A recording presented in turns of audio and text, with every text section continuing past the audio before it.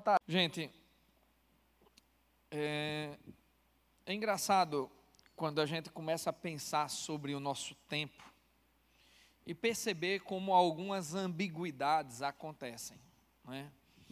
Eu não sou daquele povo saudosista que sempre pensa que o passado era melhor do que o presente. Eu acho que toda época tem suas alegrias e suas desventuras, mas também toda época tem suas próprias características. E uma das características da nossa era hoje é uma quantidade absurda de informações sobre tudo aquilo que você imagina, inclusive sobre Deus. Se você entrar na internet hoje e colocar a palavra Deus, a palavra Jesus, essas são palavras assim que você vai encontrar milhões de citações com muitos sentidos. E você vai encontrar muita coisa boa. Vai. Você encontra livros, você encontra pregações maravilhosas expostas ali, você encontra estudos, você encontra ali muitas informações e de excelente qualidade para que você possa conhecer a Deus. Mas se você olhar, você também vai encontrar uma era, você vai se deparar com uma era em que o misticismo volta, que as pessoas relativizam as informações sobre Deus e aquilo que sobre Deus se pode conhecer. Você vai encontrar doutrinas erradas dentro e fora da igreja. Você vai encontrar relativização dos valores cristãos. Você vai encontrar mentiras. Você vai encontrar uma quantidade quase tão grande de mais informações sobre Deus quanto você encontra de boas informações sobre Deus. Mas o curioso de tudo é que quando você vai conversar com essas pessoas que relativizam, com essas pessoas que tornam Deus apenas um objeto místico, as pessoas costumam responder a você que elas têm intimidade com Deus. Parece que nós temos facilidade de nos sentir íntimos com pessoas ou com personagens que nós vemos à distância, né? Eu lembro muito de quando Ayrton Senna morreu, né? E foi estranho para mim, eu era, adolescente e chorei que só, e meu pai olhava assim para mim: por que é que você está chorando? Eu digo: porque parece que é alguém que estava dentro da minha casa toda semana, né? E eu meio que me sentia íntimo de Ayrton Senna sem nunca ter tido nenhuma relação com ele. E algumas pessoas parece que se sentem íntimas de Deus sem ter absolutamente nenhuma relação com Deus. Essas pessoas costumam fazer uma imagem própria de Deus e imaginar Deus dentro de um padrão. Eu lembro de uma música que o Titãs cantava, que eu achava muito desrespeitosa, mas depois fui entendendo que ela tinha um certo sentido. A música dizia assim: Jesus Cristo não tem dentes no país dos banguelas, né? E parece muito estranho, mas essa frase reflete uma coisa muito interessante sobre esse cristianismo místico que foi criado.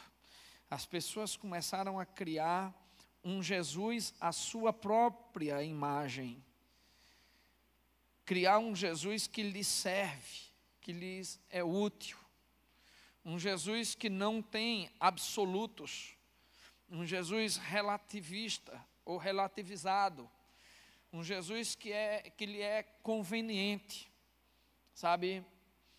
Mas isso não condiz com o cristianismo, porque tudo que o cristianismo é absoluto.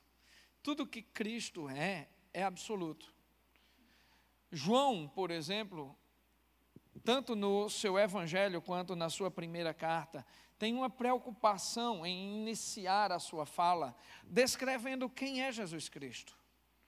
E ele diz que no princípio era a palavra, e esta palavra era Deus.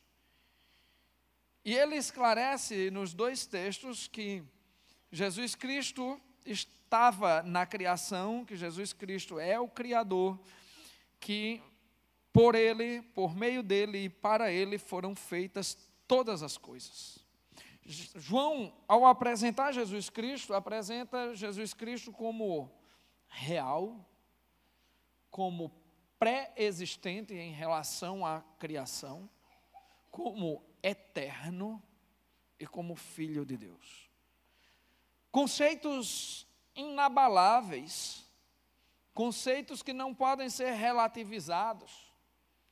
O que João faz nos seus escritos é mostrar, em primeiro lugar, que ele está falando de alguém que é absoluto, que não pode ser mudado segundo as minhas conveniências, que não pode ser mudado porque não me agrada alguma coisa.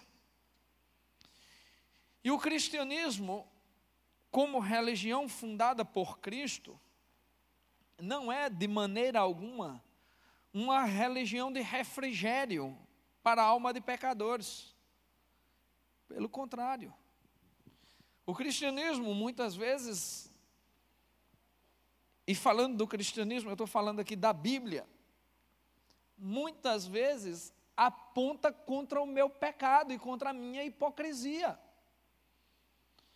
E muitas vezes, ao ler a Bíblia, eu não encontro nenhum refrigério, mas encontro acusação contra mim. E essa acusação, eu posso analisar de duas formas. Ou eu posso dizer, como os místicos têm dito agora, isso aqui a gente descarta, a gente relativiza, a gente revê sob uma outra ótica, sob uma outra hermenêutica, uma hermenêutica sociológica que modernize essa Bíblia que é antiquada, machista, não sei o quê, não sei o quê. Ou eu posso olhar para a Bíblia e dizer, essa é a palavra de Deus, que me acusa pelo meu pecado, mas que me oferece o único caminho para a salvação, que chama-se arrependimento e mudança de trajetória da minha vida. É uma escolha, sempre uma escolha. Eu lembro de uma vez que eu estava assistindo uma reportagem e o cara estava defendendo a igreja, uma igreja para homossexuais. E o repórter perguntou, mas a Bíblia não diz que é pecado? Ele disse, é. E aí? Há que se rever a Bíblia. Rever a Bíblia, amigo. Rever a Bíblia. É melhor você rever a Carta Magna. A Constituição é revisável. A Constituição sofre emendas a toda hora. E mesmo assim a Constituição brasileira tem as chamadas cláusulas pétreas, uma aberração jurídica que não pode ser jamais modificada, Coisas que homens criaram e que não podem ser modificadas nem tocadas. Mas, beleza, discussões jurídicas à parte, a Bíblia não é revisável, porque ela é palavra de Deus. Portanto, queridos, a intimidade com Deus é a intimidade com o absoluto. A intimidade com Deus pode significar que em vários momentos eu vou encontrar a palavra dizendo, muito bem, meu filho, você foi bem pra caramba. Em outros momentos eu vou, nessa mesma intimidade, levar uma lapada e dizer, filho, o que é que você está fazendo, cara? Está no caminho errado, pula fora, enquanto dá tempo. Sabe, um pai não seria um bom pai se só fizesse legal o tempo todo. Um pai não seria um verdadeiro pai se não castigasse seus filhos. Um pai não seria um verdadeiro pai se não repreendesse os seus filhos no caminho errado. Mas nós queremos Deus como um gênio da lâmpada. Alguém que faz exatamente aquilo que nós fazemos. A gente carrega a Bíblia embaixo do sovaco, ou agora precisa nem de Bíblia, a gente carrega dentro do celular, no bolso de trás da calça, com o maior medo do mundo que o celular não seja roubado, mas a palavra de Deus não é o foco, porque essa palavra incomoda. Essa palavra às vezes me perturba. Sabe, intimidade com Deus não pode ser relativizada. Ou eu entendo o absolutismo de Deus, ou eu entendo que Ele é o fundamento da relação entre o homem e a eternidade, ou eu estou criando para mim falsos deuses, e falsos deuses são demônios. É pesado, é. Mas, pastor, eu posso criar um demônio, não literalmente, mas você pode criar um deusinho para colocar no lugar do verdadeiro Deus. E isso são demônios. São demônios para a sua vida, são demônios que lhe afastarão de Deus, são elementos de hipocrisia que nós criamos o tempo todo. Mas Deus nos chama para uma aproximação. Sabe, eu me lembro que quando eu comecei a estudar inglês, aí eu com muita dificuldade em entender as pronúncias e tal, e aí uma amiga me sugeriu, olha, começa a ouvir músicas evangélicas em inglês e tal, vai ser muito bom para você desenvolver o seu ouvido. E aí ela me deu um conjunto lá de músicas, naquela época era CD, né? Aí me deu o CD e eu ouvia no carro e tinha uma música que dizia, como era a letra da música? Ela dizia assim, Jesus, friend of mine, Jesus, friend of sinners. Aí eu, poxa, eu estou entendendo, olha que legal, Jesus, friend of mine, Jesus, meu amigo. Jesus, friend of sinners. Eu dizia, Jesus, friend, até aí eu entendia, mas eu não sabia o que era sinners, né? Aí fui, encontrei uma professora de inglês, eu digo, professora, o que é sinners? Ela fez, pecadores. Aí eu, eita pau. A música disse, Jesus, meu amigo, Jesus, amigo de pecadores. E eu fiquei encantado, eu digo, que coisa linda agora. Olha que coisa show. Jesus é amigo de pecadores, de gente como eu. Sabe o que é que isso significa? Eu comecei a me lembrar de pessoas que eu amo de coração, mas pessoas com quem eu não tenho conseguido me relacionar. Pessoas que eu me encontro de vez em quando, mas que quando a gente se encontra, sabe que aquela amizade está lá, que a gente se ama do mesmo jeito e que um morreria pelo outro, sabe? Aí eu digo, poxa, é isso, Jesus, mesmo na hora que eu me afasto dele, ele nunca deixa de ser meu amigo, ele sempre está lá, e quando eu me encontro de novo, nós reativamos o amor, e ele reativa o amor, e isso é lindo. E Tiago 4,8 diz assim, aproximem-se de Deus e Ele se aproximará de vocês. E eu digo, poxa, é isso. Mesmo que eu me afaste de Deus, porque eu sou um sinner, porque eu sou um pecador, mesmo que eu me afaste do Senhor pelo meu pecado, ainda assim Ele continuará sendo meu amigo, porque Ele é amigo de pecadores. Mas sabe, essa é uma ideia verdadeira, mas depois eu comecei a entender que não é uma ideia suficiente. Por quê? Porque quando você ama alguém, você quer estar perto desse alguém. É muito bom encontrar velhos amigos, Mas o bom mesmo é conviver com amigos que nunca saíram de perto de você, não é não? O bom mesmo é isso. A vida começou a me ensinar isso. Eu dando aula em Bananeiras e minha esposa aqui. Como era bom quando eu chego em casa. Como é bom quando eu chego em casa, que encontro minha esposa, dou um beijo, dou um abraço, coisa maravilhosa. Mas, poxa, bom seria se eu não tivesse me afastado dela a semana quase toda. Bom seria se eu tivesse com ela o tempo inteiro. Como é bom encontrar o velho amigo e dar um abraço e dizer, poxa, há quanto tempo, mas nós continuamos juntos, continuamos amigos. Mas como seria melhor se esse velho amigo não tivesse se distanciado? Então, queridos, quando eu penso em intimidade com Deus, eu penso em alguém que é meu amigo, mesmo sendo eu um vil pecador. Mas hoje eu penso em algo muito mais profundo e gratificante. Eu penso que eu preciso desenvolver caminhos para que meu pecado não me afaste do meu Senhor. Para que mesmo eu sendo um pecador, eu possa estar mais perto de Deus o maior tempo possível. Para que a minha intimidade com Deus não seja cortada por nada.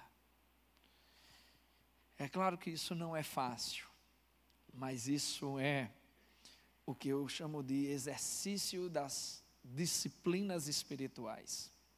Eu quero pensar junto com vocês em algumas chaves, eu chamei de chaves da intimidade com Deus.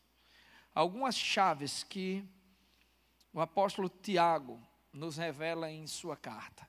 Queria convidar você a abrir a sua Bíblia agora em Tiago capítulo 5, a partir do verso 13, para que nós possamos refletir em 4 chaves especiais que Deus nos oferece para que a nossa intimidade com Ele seja constante. Diz assim a palavra do nosso Deus, Tiago, capítulo 5, a partir do verso 13 até o 20. Diz assim: entre vocês há alguém que está sofrendo, que ele ore. Há alguém que se sente feliz, que ele cante louvores. Entre vocês há alguém que está doente, que ele mande chamar os presbíteros da igreja, para que estes orem sobre ele e o unjam com óleo em nome do Senhor.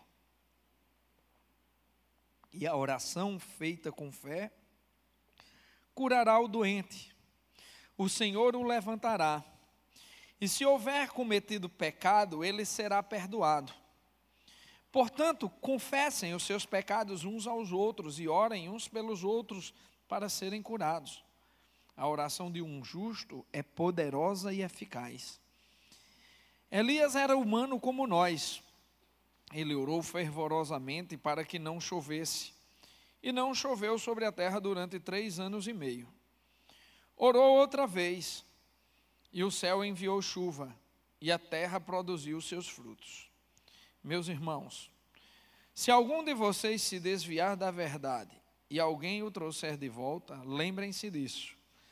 Quem converte um pecador do erro do seu caminho salvará a vida dessa pessoa e fará que muitíssimos pecados sejam perdoados. Senhor Deus Todo-Poderoso, por meio da Tua palavra te pedimos, nos ensina a viver a plenitude da íntima comunhão contigo. Que Tu possas, ó Pai, nos revelar caminhos para que estejamos mais perto de Ti, sempre mais perto de Ti. É assim que te oramos, no nome santo de Jesus. Amém. A primeira chave que eu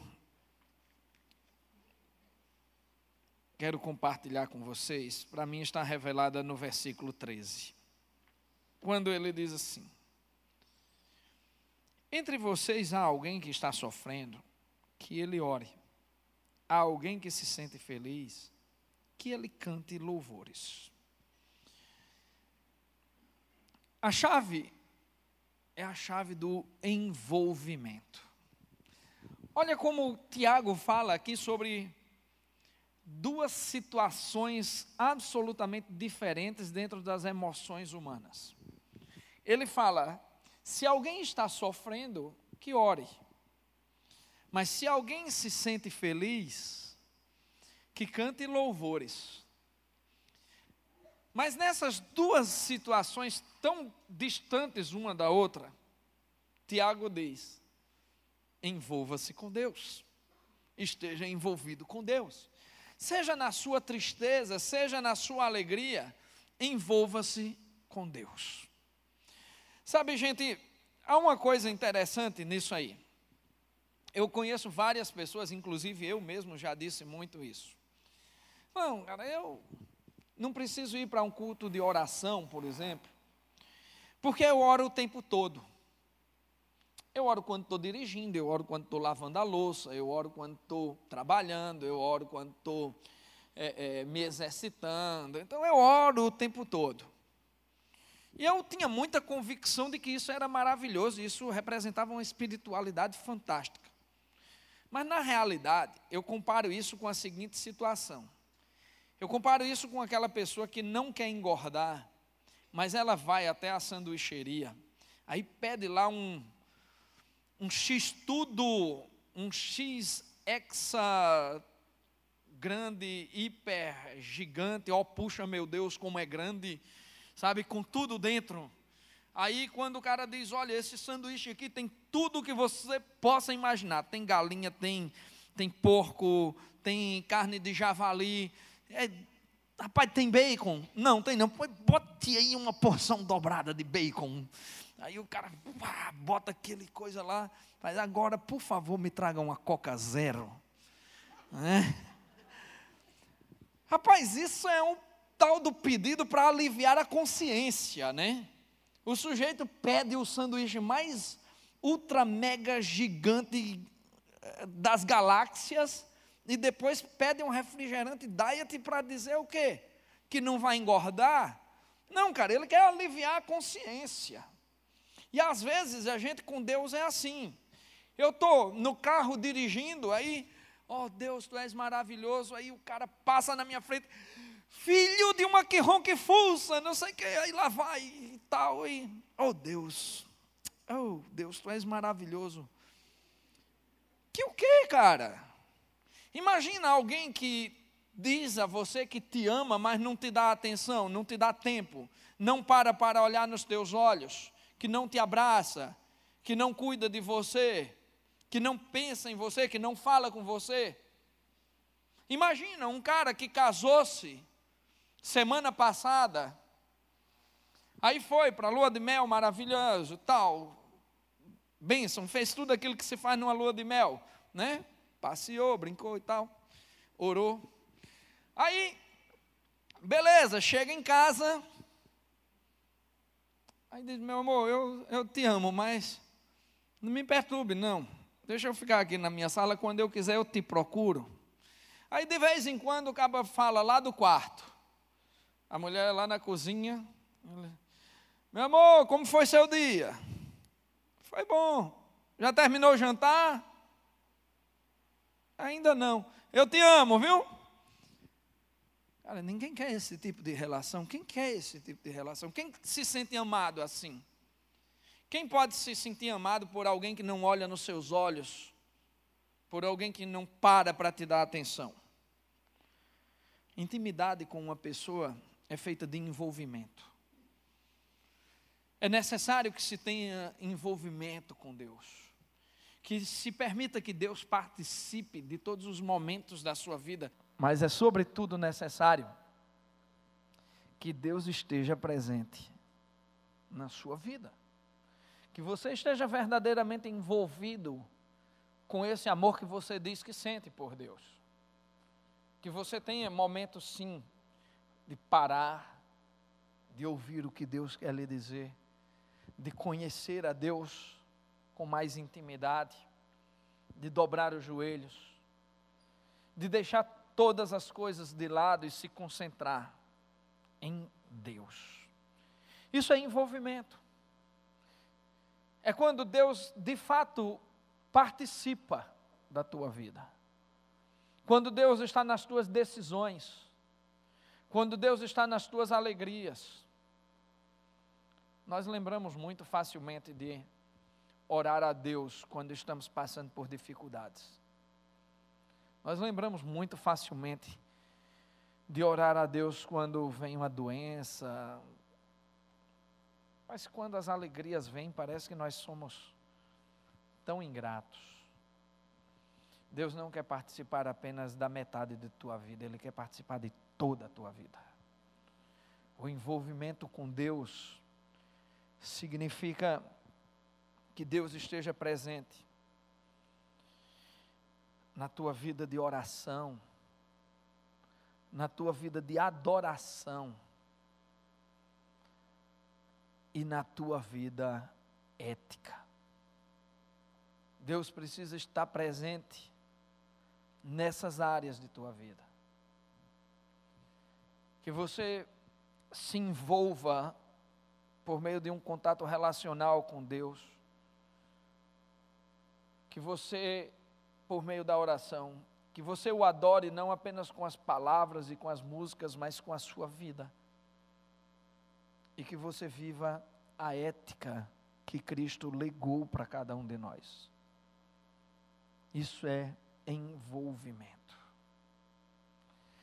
Mas Tiago ainda nos dá uma outra chave de uma vida íntima com Deus, de uma comunhão íntima com Deus. Está nos versículos 14 e 15, quando ele diz assim, quando ele pergunta: entre vocês há alguém que está doente? Que ele mande chamar os presbíteros da igreja, para que estes orem sobre ele e o unjam com óleo, em nome do Senhor. E a oração feita com a fé curará o doente. O Senhor o levantará. E se houver cometido pecados, ele será perdoado. A segunda chave é a chave da esperança. Colocar as nossas esperanças em Deus é desenvolver a nossa intimidade relacional com o Pai. Não há intimidade com Deus se nós não tivermos esperança nele. Se nós não colocarmos o nosso futuro na mão deles. Sabe, às vezes quando coisas difíceis acontecem, nós temos uma facilidade muito grande de perder a esperança. Isso é o que se chama ficar desesperado. Tem até músicas, né, esquisitas que dizem: eu estou desesperado de amor. Como é que pode? Sem esperança no amor? É? Não, Deus não é o Deus de desespero. Pelo contrário, sabe?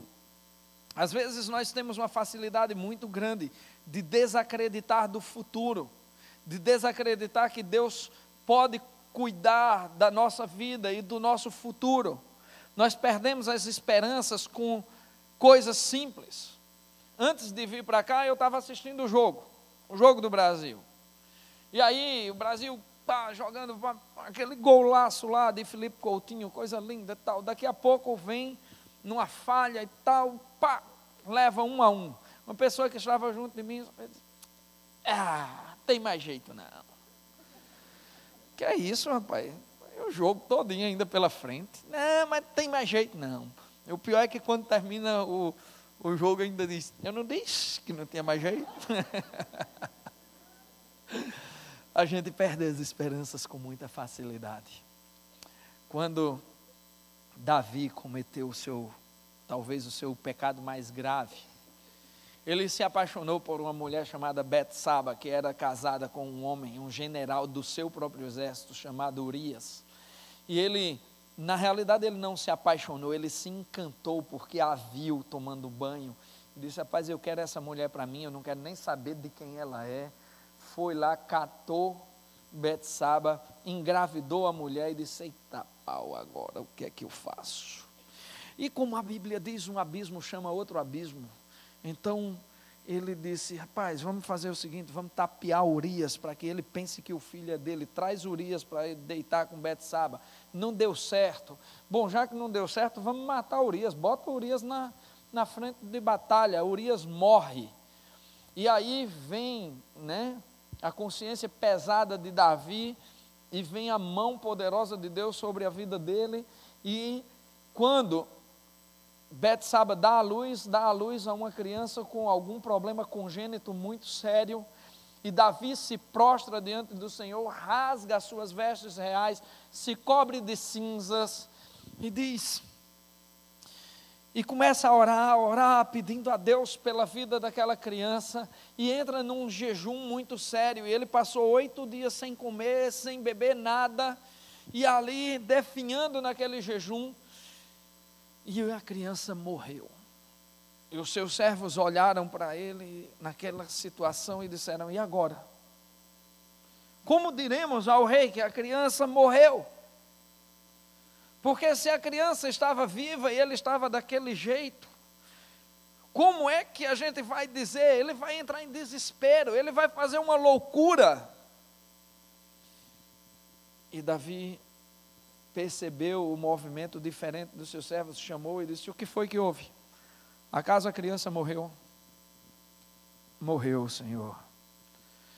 Então, muito bem, providenciem meu banho, tragam-me pão e água. E alguém disse, mas rei, tu estavas chorando agora, tu estavas em prantos, rasgaste tuas vestes, passaste 8 dias sem comer nem beber, e agora que a criança morreu, tu diz, traga-me pão e água e preparem-me um banho. Davi diz, o que eu podia fazer foi feito, e agora eu vou adiante com o meu Deus. Davi sabia que o seu passado não interromperia seu futuro. Davi sabia que o seu futuro continuava em branco e ele poderia ser construído com esperança em Deus. Davi não perdeu a esperança, porque Davi tinha intimidade com Deus, ele era chamado o homem segundo o coração de Deus, e o homem segundo o coração de Deus não perde as esperanças no seu Deus, não perde a esperança por mais que o seu passado tenha sido errado e trágico. Na história de Davi, havia mentira, havia corrupção, havia traição, havia pecado, havia culpa, havia tudo aquilo que pode adoecer um ser humano. Mas quando Davi reconhece tudo aquilo, quando ele canta o Salmo 51, dizendo, eu nasci em pecado fui concebido pela minha mãe, Davi também canta a esperança em Deus, tu não rejeitarás um coração contrito, ó Deus.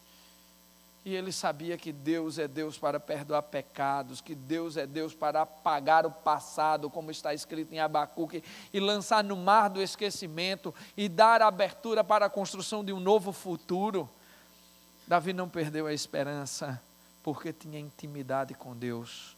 A intimidade com Deus tem uma chave chamada envolvimento, e tem uma outra chave chamada esperança contínua.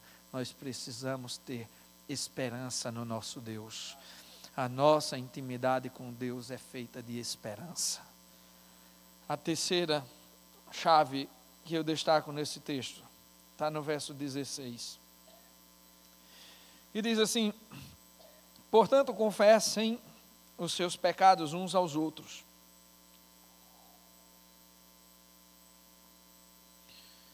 e orem uns pelos outros para serem curados. A oração de um justo é poderosa e eficaz. E ele vai mais adiante, nos versículos 17 e 18, dizendo, Elias era humano como nós. Ele orou fervorosamente para que não chovesse, e não choveu sobre a terra durante 3 anos e meio. Orou outra vez, e o céu enviou chuva, e a terra produziu seus frutos. A terceira chave é a chave da confiança. E essa chave da confiança que Deus coloca não é apenas uma chave de Deus de confiarmos nele, mas de confiarmos na sua igreja, no seu reino.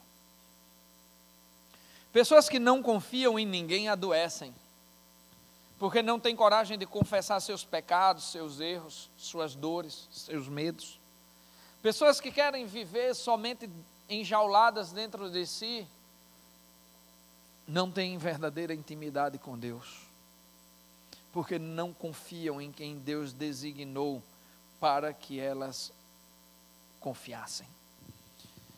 É importante que nós reconheçamos que quando Deus diz, confessem os vossos pecados uns aos outros, Ele tanto está nos ensinando a confiar, como também a sermos confiáveis. Portanto, ter intimidade com Deus está completamente relacionado a essa confiança que nós temos, sabe, uns nos outros. Porque essa confiança que nós temos uns nos outros é uma ordem de Deus, é sobretudo confiança em Deus. Porque aqui não é uma sugestão, é uma ordem. Confessem os vossos pecados uns aos outros para que sejam curados. E não serão curados, portanto, se não confessarem seus pecados uns aos outros. E se Deus está dizendo para nós confessarmos uns aos outros, Ele está dizendo para nós confiarmos uns nos outros, mas essa confiança só é possível porque antes nós confiamos nele e entendemos que a sua ordem é a melhor coisa para as nossas vidas. Existem pessoas adoecendo porque não são capazes de compartilhar as suas vidas. Existem as chamadas doenças psicossomáticas. Existem uma série de doenças aí que não tem nenhuma causa explicável a não ser o estresse que as pessoas têm vivido por não serem capazes de compartilhar, de confessarem seus pecados, suas culpas, seus medos. Pessoas que não compartilham não conseguem ter verdadeira intimidade com Deus. Mas nesse mesmo trecho, Tiago ainda diz que a oração do justo tem poder e eficácia. Porque quando ele fala sobre oração, ele fala sobre algo que pode mover o coração de Deus. Existem pessoas que dizem, não, a oração não pode mudar o coração de Deus. Pode sim. Pode sim. Quando o profeta Isaías chegou para o rei Ezequias, veio com uma ordem de Deus, diga a Ezequias que arrume as suas coisas, pois ele irá morrer. E a morte era iminente. Isaías entrou no aposento de Ezequias, disse exatamente o que tinha ouvido de Deus. Ezequias, arruma as tuas coisas, porque você vai morrer. E Isaías disse a mensagem e saiu, e quando já ia lá nos muros de Jerusalém, Ezequias estava deitado na sua cama, prostrado, chorando, triste.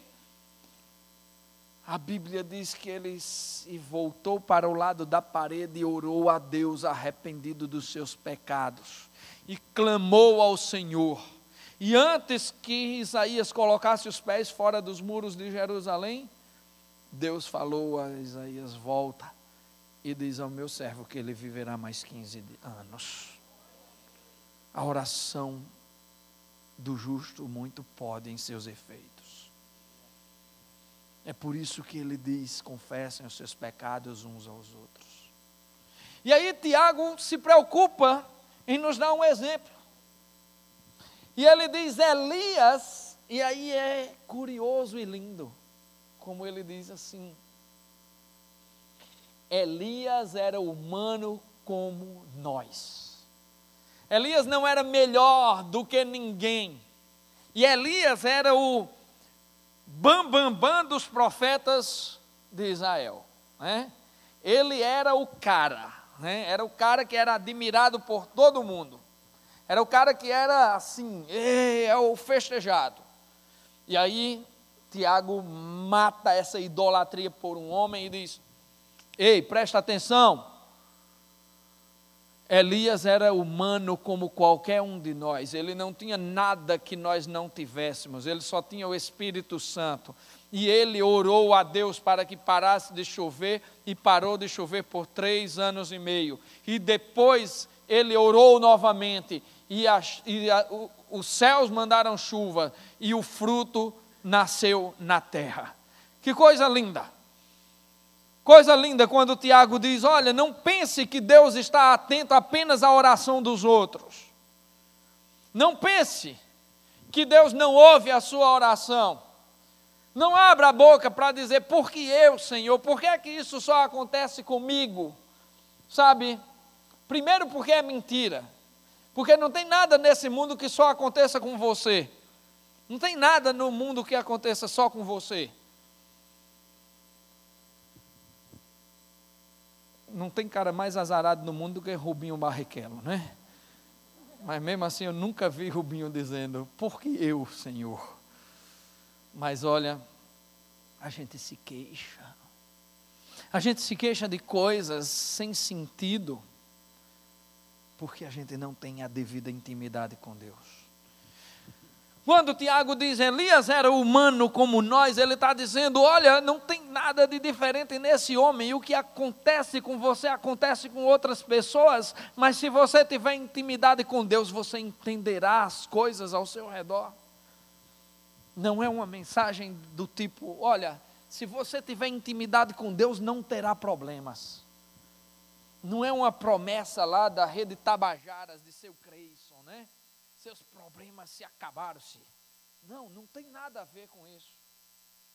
Apenas você aprenderá a viver com o projeto de Deus para você. Sabe qual é o problema, meus queridos?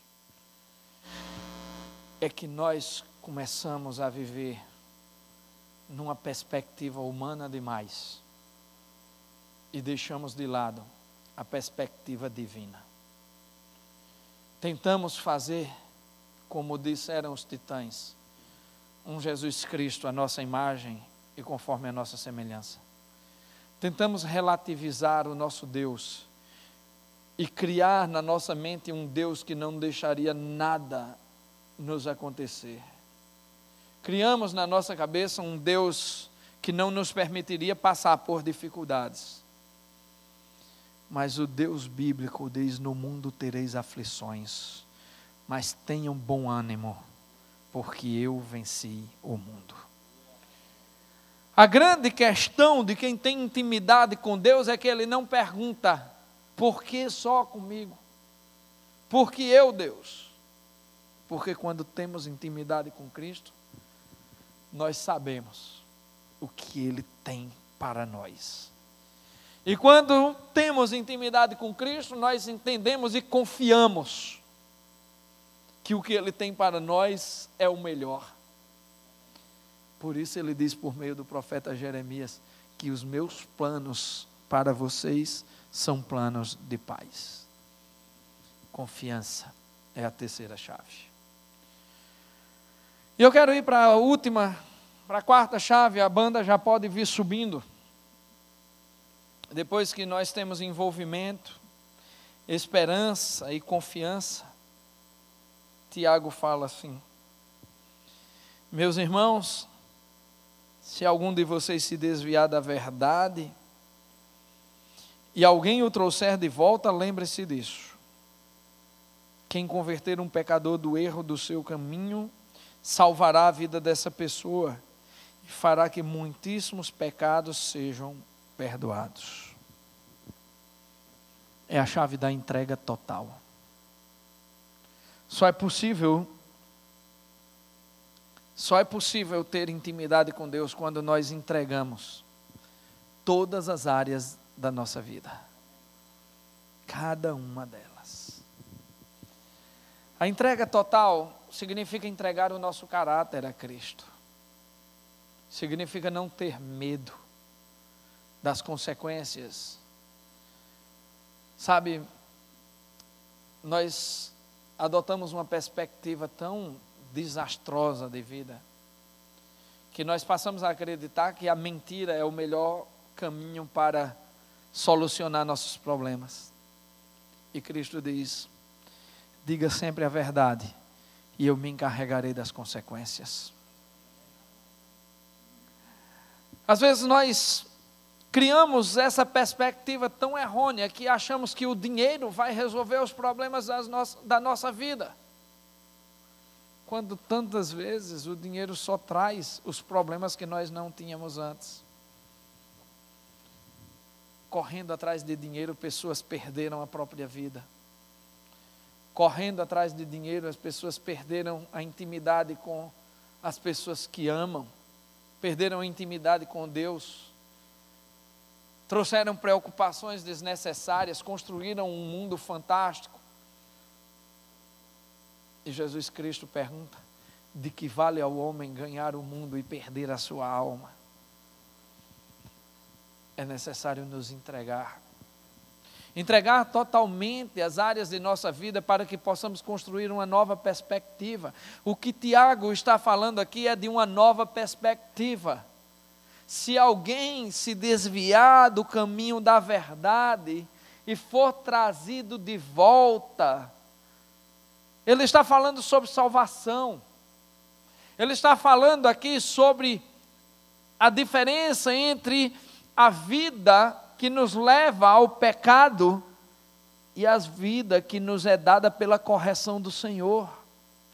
Ele está nos falando sobre o novo estilo de vida totalmente entregue que nós teremos a partir da intimidade. Sabe,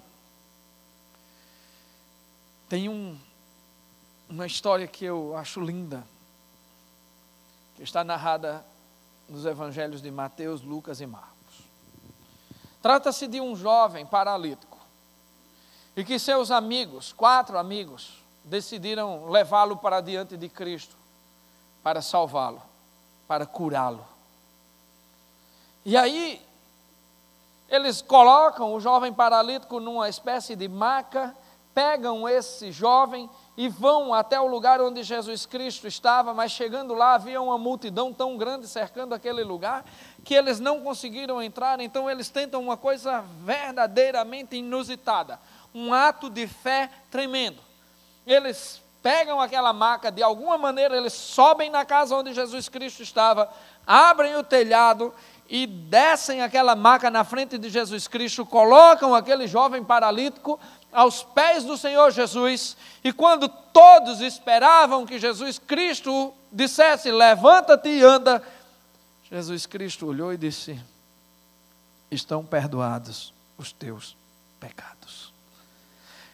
Estão perdoados os teus pecados, era algo tão formidável para se dizer, e aqui Tiago diz: quem converter um pecador do erro, do seu caminho, salvará a vida dessa pessoa e fará que muitíssimos pecados sejam perdoados.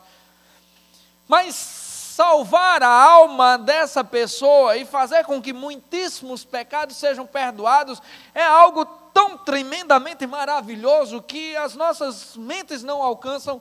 E Jesus naquele momento fez um milagre tão estupidamente grande, tão maravilhoso, tão impossível de se relatar, que ninguém compreendia, e todo mundo achava que Jesus havia feito pouca coisa quando disse: os seus pecados estão perdoados. Porque quando se tem pouca intimidade ou nenhuma intimidade com Deus, você pensa que ser curado é melhor do que ser perdoado. Mas Jesus disse: olha, somente para que vocês saibam que o Filho do Homem é capaz de perdoar pecados, eu vou dizer: levanta-te e anda. A cura daquele rapaz teve um significado muito breve. Ele levantou-se, pulou de alegria, deve ter vivido alguns anos e morreu. Mas quando Jesus disse: os teus pecados estão perdoados, aquele rapaz viveu para a vida eterna. E a intimidade com Deus significa dar mais importância ao arrependimento e ao perdão dos pecados, a mudança de nossas vidas e a mudança das nossas mentes, do que a tudo aquilo que está na nossa perspectiva mundana, na nossa perspectiva carnal. É necessário que nós busquemos intimidade com Cristo por meio da entrega. É necessário que nós nos entreguemos no altar do Senhor, como Paulo disse, como Paulo nos coloca lá, como sacrifício vivo e agradável ao Senhor. É assim que precisamos nos entregar ao Senhor. Nos colocar no seu altar, porque a nossa intimidade com Deus só pode ser vivida no altar do Senhor. E o altar do Senhor é onde os nossos corações estiverem. Sabe, queridos, quero concluir aqui dizendo que vida com Deus não é apenas conhecer Deus distante, é envolver-se com Ele, é colocar nossas esperanças nele, é confiar nele, é nos entregar por completo a Ele. Sem essas 4 coisas, nós não temos intimidade com Deus, porque nós estaremos relativizando o nosso Deus. Nós não precisamos de um Deus relativo, nós precisamos de um Deus absoluto, de um Deus que nos transforme, que um Deus que diga: você está no caminho errado, mas eu tenho o melhor caminho para você. A pergunta que Davi faz no final do Salmo 139 tem talvez o mais profundo significado que possa existir no que diz respeito à intimidade com Deus. Quando ele se compadece diante de Deus, quando ele se constrange diante de Deus e pergunta: Senhor, vê se há em mim algum caminho mau e mostra-me o caminho da eternidade. É nesse ponto que Davi diz: eu estou disposto a mudar tudo. Eu estou disposto a mudar a minha visão de mundo. Eu estou disposto a mudar meus caminhos. Eu estou disposto a mudar os meus valores. Eu estou disposto a abrir mão de tudo que eu tenho valorizado para encontrar o caminho da eternidade. Talvez esse seja o grande mistério da intimidade com Deus. A certeza de que a eternidade sempre será mais importante do que tudo que vivemos aqui. Esse é o grande mistério de uma verdadeira intimidade com Deus.